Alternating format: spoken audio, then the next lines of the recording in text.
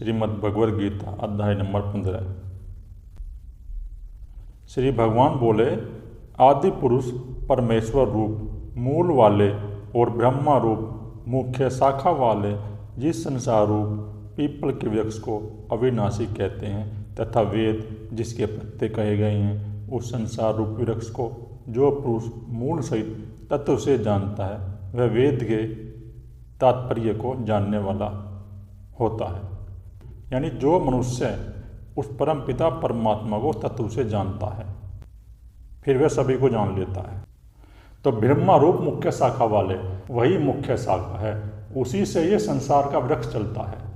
इस संसार में जितनी प्राणी उत्पन्न है, चाहे वो वृक्ष उत्पन्न है, चाहे पशु पक्षी उत्पन्न है, चाहे मनुष्य उत्पन्न है, जितने प्राणी उत्पन्न हैं वो सब प्राणी उस परम पिता परमात्मा की शक्ति से ही उत्पन्न हुए हैं और वही इनका उत्पन्न होने का मूल कारण है। और वह अविनाशी है। अविनाशी का अर्थ है जो कभी नष्ट नहीं होता, जो आदिकाल से चलता आ रहा है और जो ना कभी नष्ट होगा। तो जो परम पिता परम तत्व है वह अविनाशी है, वह सदा से था और सदा रहेगा, वह कभी नष्ट नहीं होगा। तो वेद इसलिए उसके पत्ते कहे गए हैं क्योंकि जो मनुष्य उस परम पिता परमात्मा के तत्व को मूल से जान लेता है, उसका अनुभव कर लेता है, तो उसको स्वयं ही वेदों का ज्ञान हो जाता है। वेद जो लिखे गए, वेद जब भी लिखे गए जब भारत में सतयुग के समय की बात है। ये सतयुग के समय में जब ऋषि मुनियों ने उस परम पिता परमात्मा का अनुभव किया, अनुभव करके वेद लिखे। वेद उसका मूल है, वह वेद को जान लेता है। जिसने उस परम पिता परमात्मा के तत्व का अनुभव कर लिया तो वेद को भी जान लेता। उसको जो है ना सभी प्रकार का सारे ब्रह्मांड का ज्ञान हो जाता है। जब वो उस परम पिता परमात्मा को जान लेता है, उसको अनुभव कर लेता है और मूल सहित उस परम पिता परमात्मा तत्व से जानता है।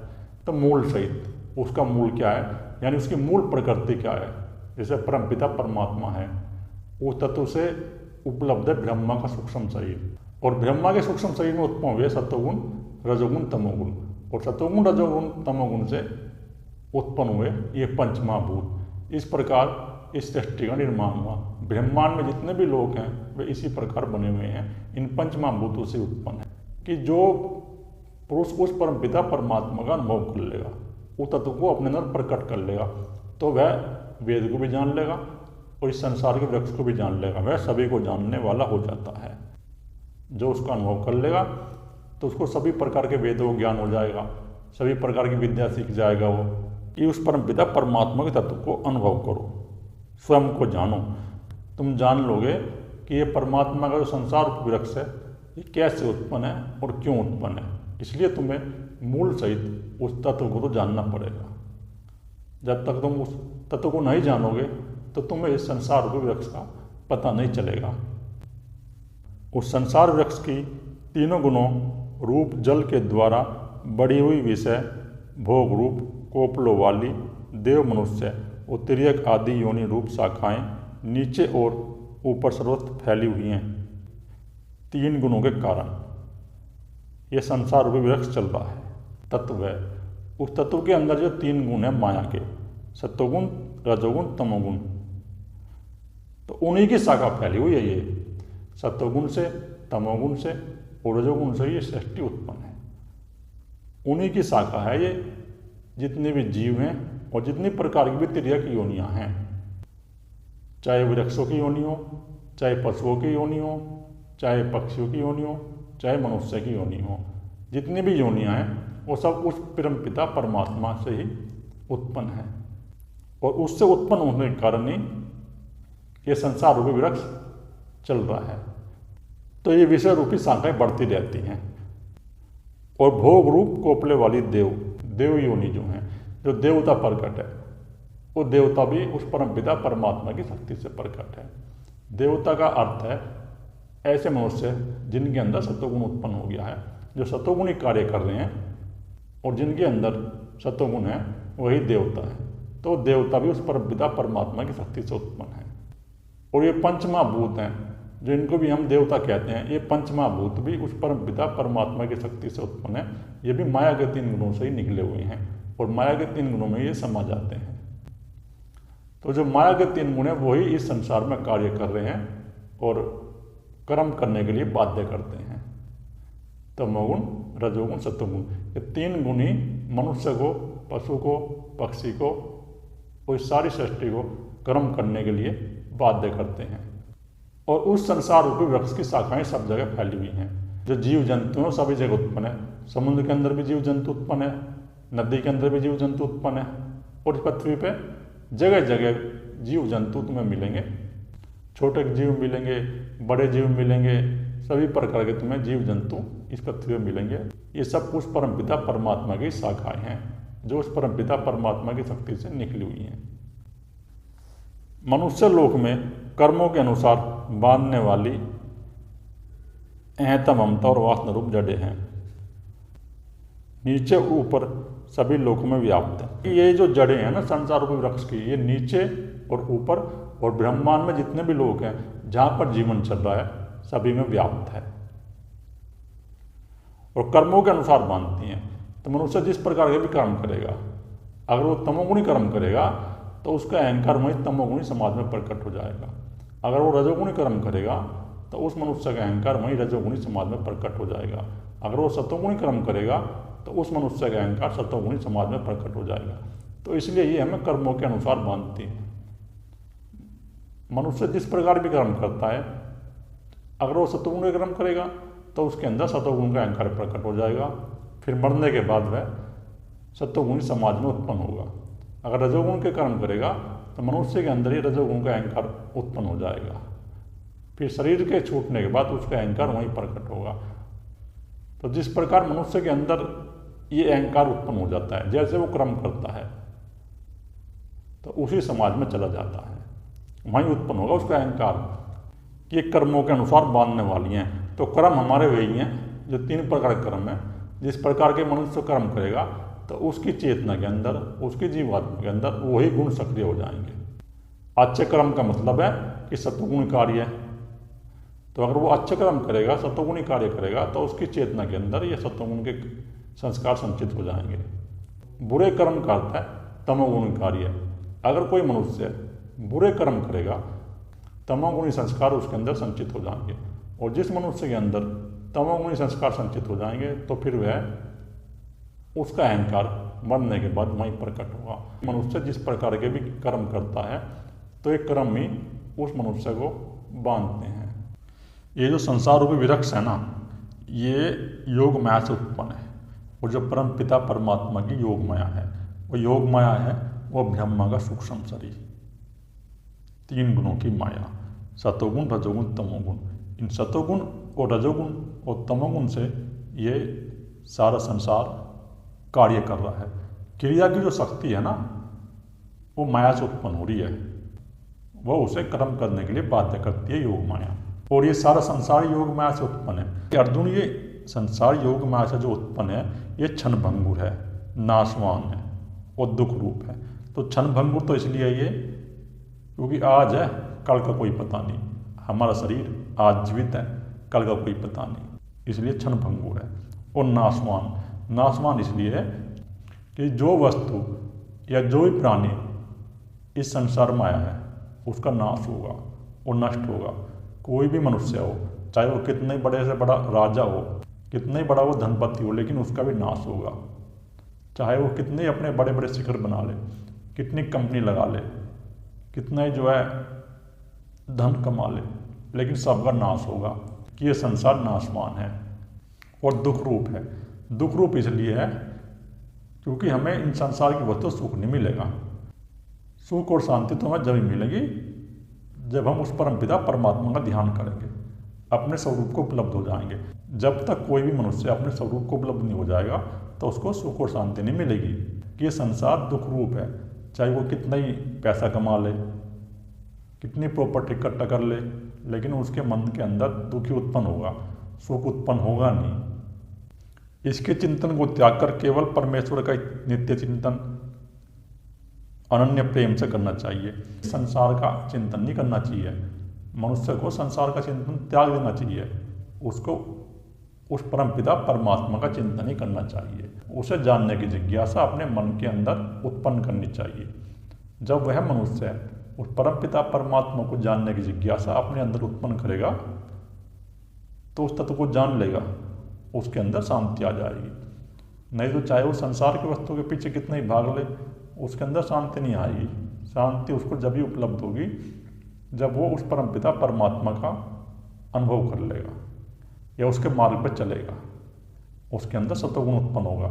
जैसे ही मनुष्य की चेतना के अंदर रजोगुण छीन हुआ और तमोगुण छीन हुआ, सतोगुण उपलब्ध हुआ, तो सतोगुण उपलब्ध होने के बाद उसके अंदर सुख उत्पन्न हो जाता है। उस तत्व को जानने की जिज्ञासा करता है अनन्य प्रेम से, वो वेद को जान लेगा, वेद उसके अंदर से निकलेगा। जिस प्रकार कबीरदास जी थे, कबीरदास जी पढ़े लिखे तो थे नहीं, लेकिन फिर भी उन्होंने उस परमपिता परमात्मा के तत्व का अनुभव कर लिया, उस तत्व को प्रकट कर लिया, तो उनके अंदर से ये वेद के वचन निकले। वेद का मतलब है ज्ञान। उस परमपिता परमात्मा को जानने की जिज्ञासा मनुष्य के अंदर पैदा करना, वही ज्ञान उस मनुष्य से निकलता है जो मनुष्य उस परमपिता परमात्मा के तत्व का अनुभव कर लेता है। चाहे वो बाहर से पढ़ा हुआ हो, चाहे ना पढ़ा हुआ हो, इससे कोई मतलब नहीं है पढ़ाई लिखाई से। उस परमपिता परमात्मा के तत्व ज्ञान का कोई भी संबंध बाहर की पढ़ाई लिखाई से नहीं है। वेद का मतलब ये भी नहीं है कि ये 4 वेद, वेद का मतलब है उस तत्व के बारे में ज्ञान, उसी को हम वेद कहते हैं। और ये जो प्रकृति है, ये शब्द, स्पर्श, रूप, रस और गंध, ये सूक्ष्म हैं, ये हमारे स्थूल शरीर में उपलब्ध रहती हैं। तन मात्राएँ हैं, ये प्रकृति के 5 महाभूतों की तन मात्राएँ हैं। तो ये तन मात्राएँ इस माया के सूक्ष्म शरीर में हैं ये, और ये हमारे शरीर में भी आ जाती हैं। तो यही परमपिता परमात्मा के वृक्ष की जो शाखाएँ हैं, उनके कोपले हैं, ये कोपले फूटती रहती हैं उनके अंदर। वासना जो है ना, ये वासना ही जो है मनुष्य को कर्म में बांधती है। क्योंकि बाकी जो योनियाँ हैं ना, पशुओं की योनियाँ हैं, पक्षियों की योनियाँ हैं, वे सब भोग योनियाँ हैं, वे कर्म नहीं करते। जो कर्म करने की स्वतंत्रता है ये मनुष्य योनि में ही है। और मनुष्य चाहे तो अपनी चेतना के अंदर तमोगुण सक्रिय कर ले और अपनी चेतना के स्तर गुणी से लेकर चलाए, और अगर चाहे तो वो सतोगुण सक्रिय कर ले और सतोगुण सक्रिय करने के बाद अपनी चेतना का लेवल ऊपर लेकर चला जाए। तो ये मनुष्य को ही स्वतंत्रता है, ये किसी जीव जंतु को स्वतंत्रता उपलब्ध नहीं है। क्योंकि मनुष्य के अंदर वो प्रज्ञा बुद्धि है। ये जो मनुष्य शरीर है ना, इस शरीर के अंदर वो विवेक बुद्धि है, वो प्रज्ञा बुद्धि है, जिससे उस तत्व का अनुभव कर लेगा, जिससे वो अपने अंदर सत्वगुण भी सक्रिय कर सकता है अगर चाहे तो। वो जिस प्रकार वो अपनी चेतना का विकास करना चाहे तो कर सकता है। ये मनुष्य योनि ऐसी है। और अपनी चेतना को नीचे गिराना चाहे तो गिरा सकता है। और मनुष्य ही कर्म करने के लिए अधिकार रखता है, उसे कर्म करने का अधिकार है और भोगने का भी उसे ही अधिकार है। ये जो कर्मों का दंड है ना, भोगे ही मनुष्य ही।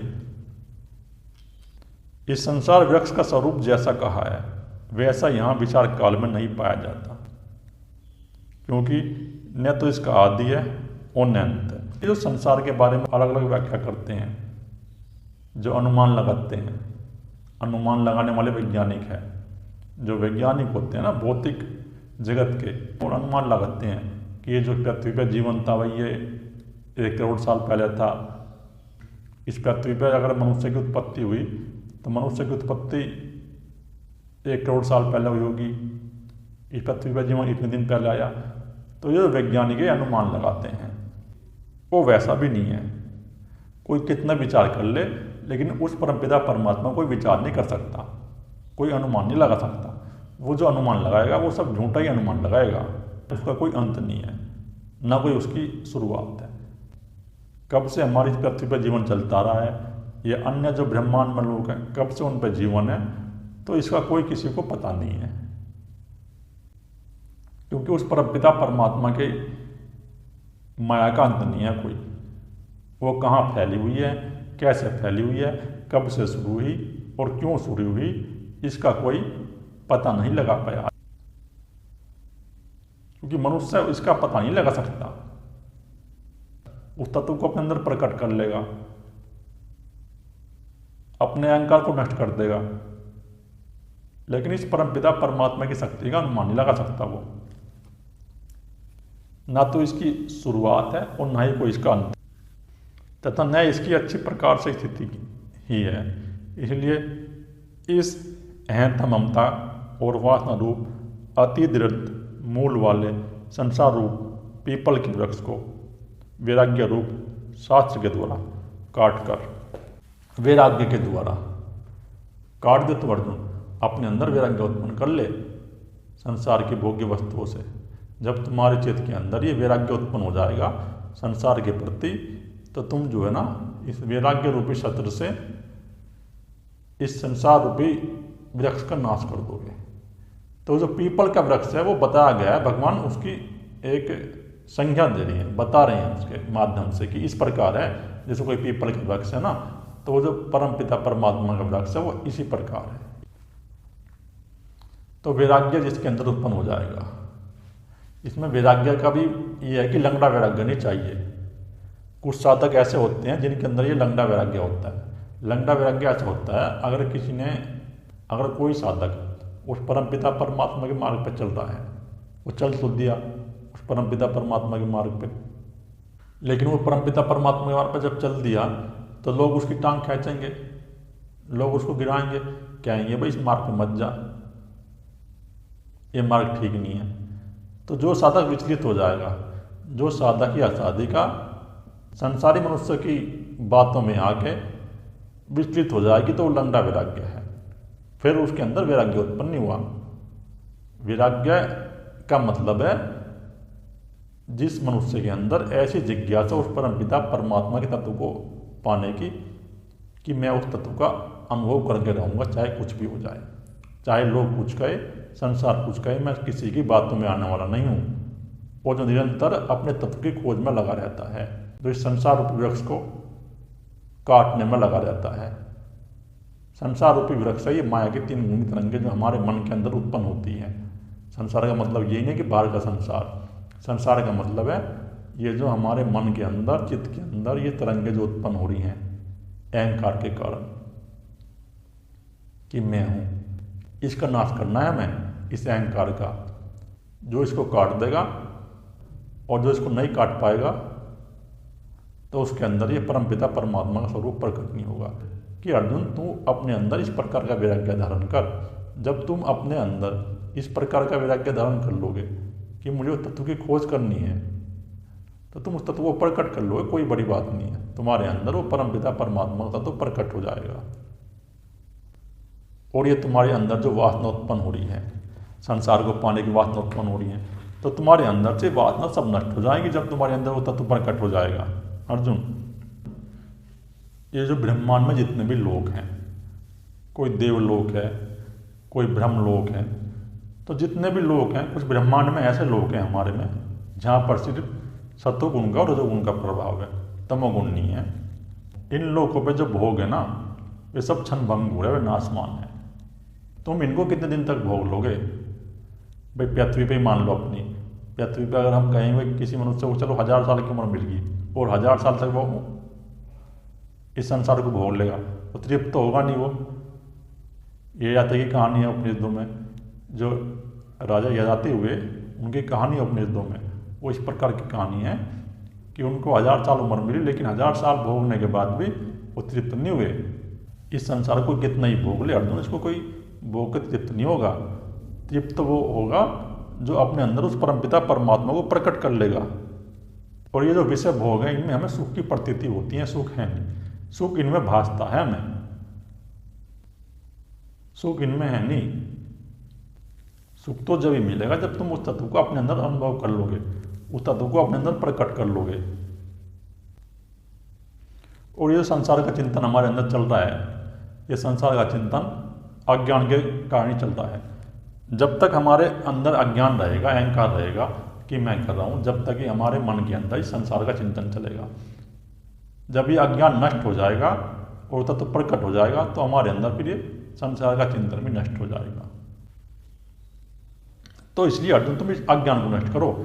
जब तुम इस अज्ञान को नष्ट कर दोगे तो तुम्हारे अंदर वो परमपिता परमात्मा का तत्व प्रकट हो जाएगा। कोई किसी प्रकार की देर नहीं लगेगी तुम्हें उस तत्व को प्रकट करने में। इसके पश्चात उस परम पद रूप परमेश्वर को भली भांति खोजना चाहिए। उस परम पिता परमात्मा के पद को, उस परमेश्वर को, उस तत्व को खोजना चाहिए, उसकी खोज करनी चाहिए।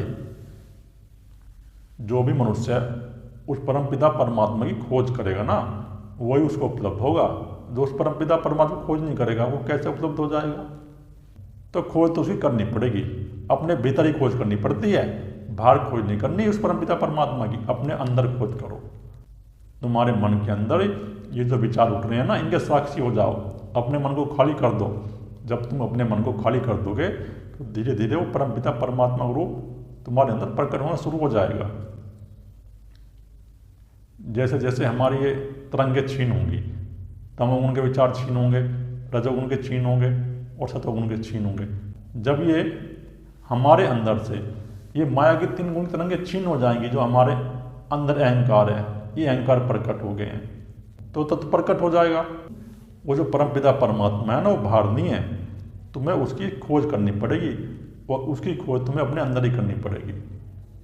तुम उस परमपिता परमात्मा को खोजो और उस तत्व को अपने अंदर प्रकट करो, जिसमें गए हुए मनुष्य फिर लौटकर संसार में नहीं आते।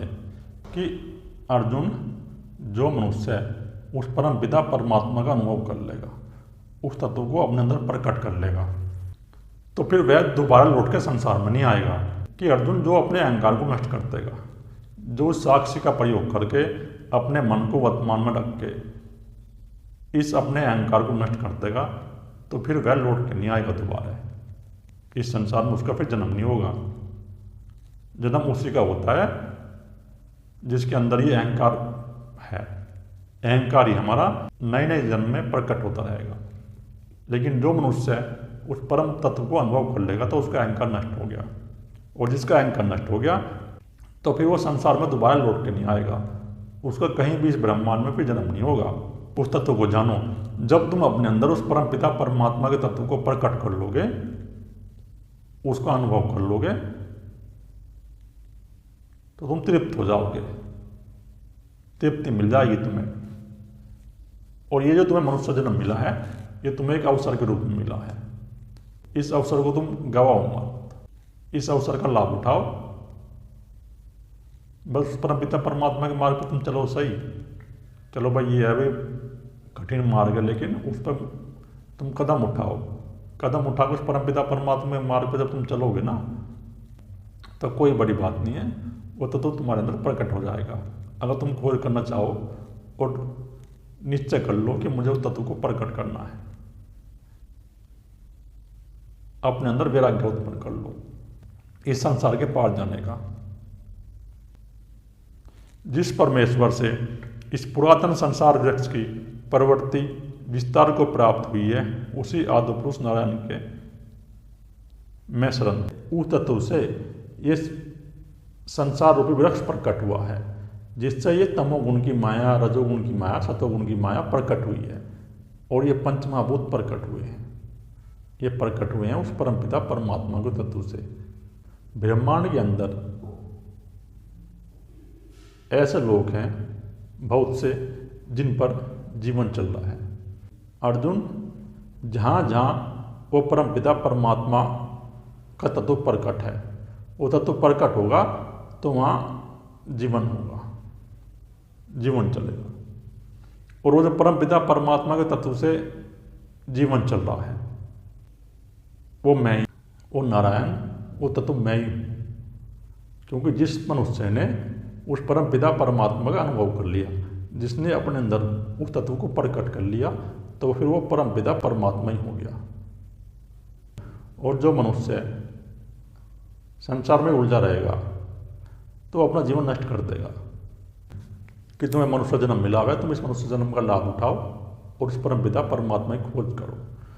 चलो तुम्हें समय नहीं मिलता तो 1 घंटे का समय निकाल लो पहले, फिर 2 घंटे का निकालो, फिर 3 घंटे का। धीरे धीरे अपने उस साधना में लगो। धीरे धीरे जब तुम शुरुआत कर दोगे तो कोई बड़ी बात नहीं है, तुम उस मार्ग पे आगे बढ़ जाओगे। और आगे बढ़ के जब तुम उस परमपिता परमात्मा के तत्व को प्रकट कर लोगे तो फिर तुम्हारा यहाँ जन्म भी नहीं होगा, वो अहंकार तुम्हारा प्रकट ही नहीं होगा। अहंकार तुम्हारा जब ही प्रकट होगा जब तुम इस संसार में आने की इच्छा रखोगे, जब भी तुम्हारा अहंकार प्रकट होगा। तो उस परमपिता परमात्मा की खोज करो अपने अंदर, उस तत्व को प्रकट करो और उसकी खोज में लगो। तुम्हें ये मनुष्य जन्म मिला हुआ है, इस मनुष्य जन्म का लाभ उठाओ और कम से कम इतना तो कही लो, ये तुम्हारे अंदर आज डिप्रेशन की समस्या बढ़ रही है, संसार में मनोरोग की समस्या बढ़ रही है, तो 1 घंटे का समय ध्यान के लिए निकाल लो। जब तुम 1 घंटे के लिए ध्यान का समय निकाल लोगे, मेडिटेशन करना शुरू कर दोगे, तो तुम्हारे अंदर ये बीमारी तो नहीं आएगी, तुम्हारा शरीर तो स्वस्थ रहेगा और तुम उस मार्ग पर जो आगे बढ़ जाओगे, तुम्हारे अंदर सतोगुण सक्रिय हो जाएंगे। तो जब तुम्हारे अंदर सतोगुण सक्रिय हो जाएगा, तुम 1 घंटे पे शुरुआत कर दोगे उस परमपिता परमात्मा के रास्ते पे चलने की, तो तुम्हारे अंदर संस्कार संचित हो जाएंगे, तो तुम फिर इस मार्ग पर चल पड़ोगे। तो फिर जो तुम्हारा जो अहंकार है, तुम्हारे अंदर वो अहंकार सतोगुण वाला प्रकट हो जाएगा, और जब तुम्हारे अंदर वो सतोगुण वाला अहंकार प्रकट हो जाएगा, तो तुम्हारा जो अगला जन्म होगा, उस जन्म में तुम उस परमपिता परमात्मा की खोज में चल जाओगे। तो इसलिए समय निकालो, समय बर्बाद मत करो और उस तत्व को प्रकट कर लो। और भगवान श्री कृष्ण बार बार कह रहे हैं गीता में कि अर्जुन, ये मनुष्य जन्म अनमोल है, ये मनुष्य जन्म ऐसे नहीं मिलता, ये बड़ी मुश्किल से मिलता है। इसलिए तुम अपने अंदर उस तत्व को प्रकट करो अर्जुन, तुम उस परमपिता परमात्मा के तत्व को जानो। भगवान बार बार गीता में कह रहे हैं कि उस परमपिता परमात्मा को तत्व से जानो। वो परमपिता परमात्मा तत्व है। भगवान ये नहीं कह रहे मेरे शरीर को जानो, तुम जो है भगवान श्री कृष्ण के शरीर की पूजा करने लग गए। भगवान ने गीता में कहीं नहीं कहा कि मेरा शरीर परमात्मा। भगवान ने कहा है कि वो जो परमपिता परमात्मा का तत्व है, वही परमात्मा जिससे ये सारा ब्रह्मांड चल रहा है, वो तत्व है। उस तत्व को जानो तुम। जब तुम उस परमपिता परमात्मा के तत्व को जान लोगे, तो तुम्हारा अहंकार फिर कहीं प्रकट नहीं होगा, तुम मुक्त हो जाओगे। इस जन्म में तुम्हारी मुक्ति हो जाएगी।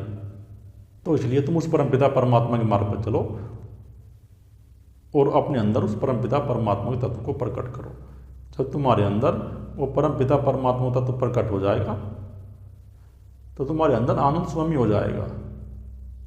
जब तुम्हारे अंदर चिंता भरी पड़ी है इतनी, तुम्हारे अंदर मन के अंदर विचार चलते रहते हैं 24 घंटे, आज मनुष्य के अंदर विचार चल रहे हैं 24 घंटे, कुछ ना कुछ सोचता रहता है। वो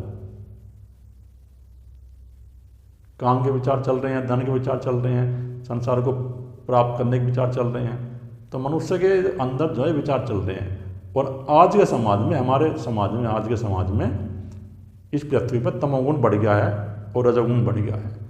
सतोगुणी जो मनुष्य हैं वो बहुत कम रह गए हैं, 1% रह गए बस मुश्किल से जो सतोगुणी मनुष्य हैं।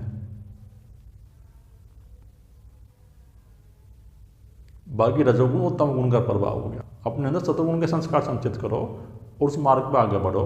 वो जो परमपिता परमात्मा का मार्ग है उस पर आगे बढ़ो। अपनी स्वयं की खोज करो, स्वयं स्वरूप को प्रकट करो। जब तुम उस परमपिता परमात्मा तत्व से जान लोगे, तो तुम्हारा मोक्ष हो जाएगा, निर्माण हो जाएगा। तुम्हारा ये अहंकार कहीं प्रकट नहीं होगा। तो तुम इस अवसर का लाभ उठाओ। ये जो अवसर तुम्हें मनुष्य के जन्म में मिला हुआ है, इसका तुम लाभ उठाओ। तत्व की खोज करो, उसको प्रकट करो अपने अंदर। चलो इस मार्ग में। इस क्षणभंगुर संसार के पीछे मत पड़ो तुम। जब तुम इस संसार के पीछे पड़े रहोगे, अपने अंदर निरंतर इस संसार की वस्तुओं का चिंतन करते रहोगे, तो तुम्हारे अंदर वो परमपिता परमात्मा तत्व कैसे प्रकट होगा? तुम्हारे अंदर वो परमपिता परमात्मा तत्व प्रकट होगा ही नहीं।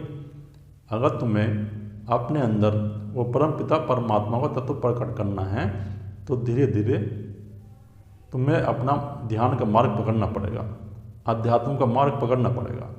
इसलिए ध्यान का मार्ग पकड़ो और ध्यान करना शुरू कर दो अभी से ही। 1 घंटे का सुबह करो और 1 घंटे का शाम को।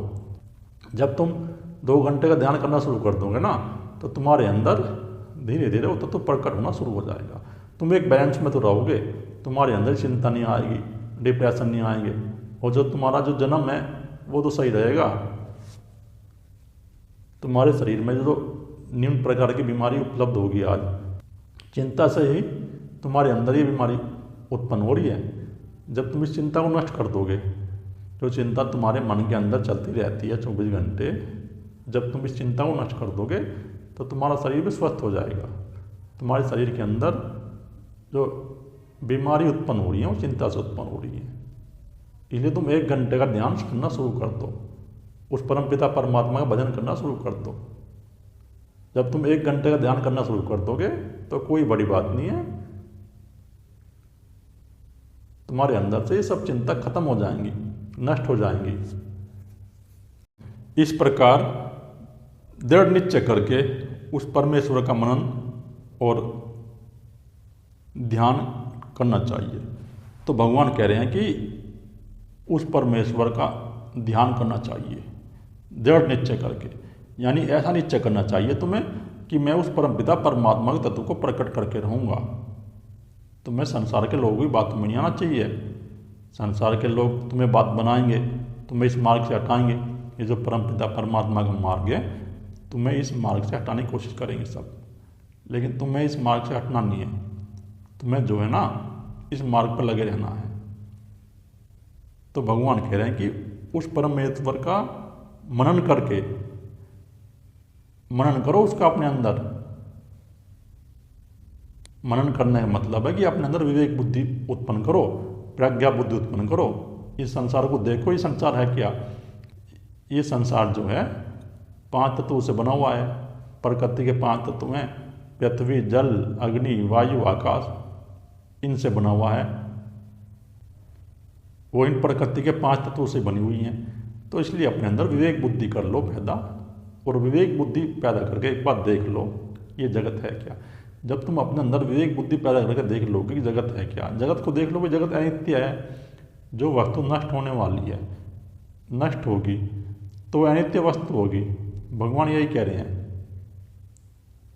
तो उस परमेश्वर का अपने अंदर मनन करो और उसका ध्यान करो निरंतर। अब भगवान गीता में यही कह रहे हैं कि जो ऐसे जिज्ञासु साधक हैं, जो अपने तत्व की खोज में लगे हुए हैं, तो निरंतर ध्यान करो। बस ध्यान का अभ्यास बढ़ाओ। तुम 6 घंटे ध्यान का अभ्यास करो कम से कम। जब तुम 6 घंटे ध्यान का अभ्यास करोगे तो तुम्हारे अंदर वो तत्व धीरे धीरे प्रकट होगा, जब भी तुम्हारी खोज आगे बढ़ेगी। अगर तुम 1 या 2 घंटे ध्यान का अभ्यास करोगे तो अपने आप को बैलेंस में रखने के लिए है। जो 2 घंटे का ध्यान है, 1 घंटे का सुबह, 1 घंटे का शाम को, वो गृहस्थियों के लिए है, जो वेदों में बताया हुआ है। उससे तुम्हारा जो जीवन हो बैलेंस में रहेगा। मणिपुर चक्र पे तुम्हारी ऊर्जा रहेगी, तुम्हारे अंदर इतनी चिंता प्रकट नहीं होगी, लोभ प्रकट नहीं होंगे, तुम एक बैलेंस में रहोगे और तुम्हारे शरीर के अंदर बीमारी उत्पन्न नहीं होगी, तुम्हें मनोरोग नहीं होगा, चिंता नहीं होगी। तो ये 2 घंटे ध्यान उनके लिए हैं, गृहस्थी के लिए। अगर गृहस्थी 2 घंटे ध्यान साधना करता था तो उसके बाद फिर 50 साल की उम्र के बाद वो फिर अपने उस परमपिता परमात्मा की खोज में लग जाता था, तो अपने आप को बैलेंस पर रखता था। लेकिन आज का जो गृहस्थी वो बैलेंस में नहीं है, आज का जो गृहस्थी वो बैलेंस में नहीं है, उसका प्राण नीचे के चक्र पर अटका हुआ है, मूलाधार पे। उसके अंदर वो अहंकार प्रकट हो गया है, जो पशु वाला अहंकार है। और जिस मनुष्य के अंदर ये पशु वाला अहंकार प्रकट हो जाएगा, वो अपने आप से बड़ा ज्ञानी नहीं मानेगा। ये पहचान है उसकी। तो भगवान बार बार कह रहे हैं, भाई अपने अंदर उस परमपिता परमात्मा का चिंतन मनन करो, उस तत्व को जानने की जिज्ञासा उत्पन्न करो और ध्यान करो लगातार। ध्यान का अभ्यास बंद मत करो, तुम उस तत्व की खोज में लगे रहो तो वो तत्व प्रकट हो जाएगा। अगर तुम उस परमपिता परमात्मा की खोज में लगे रहोगे ना, तो तुम्हारे अंदर वो तत्व प्रकट हो जाए। कोई बड़ी बात नहीं है, बस लगने की बात है। इसलिए अपना समय बर्बाद मत करो। और जो साधक साधिकाएं ऐसे हैं जो इस परमपिता परमात्मा के मार्ग पर चल रहे हैं, तो इस तत्व को प्रकट करो, इसको जानने की जिज्ञासा उत्पन्न करो अपने अंदर। जब तुम इस तत्व को जानने की जिज्ञासा अपने अंदर प्रकट करोगे तो कोई बड़ी बात नहीं है, वो तत्व प्रकट हो जाएगा। इसी जन्म में तुम्हारा मोक्ष हो जाएगा, निर्माण हो जाएगा। तुम्हें बस चलने की बात है। तुम उस परमपिता परमात्मा के मार्ग पे एक बार चलो। जब तुम उस परमपिता परमात्मा के मार्ग पर चल दोगे तो कोई बड़ी बात नहीं है, तुम्हारा मोक्ष हो जाएगा। ओम श्री वासुदेवाय नमः। जय श्री कृष्ण। ओम गुरुवे नमः। श्री गुरुवे नमः।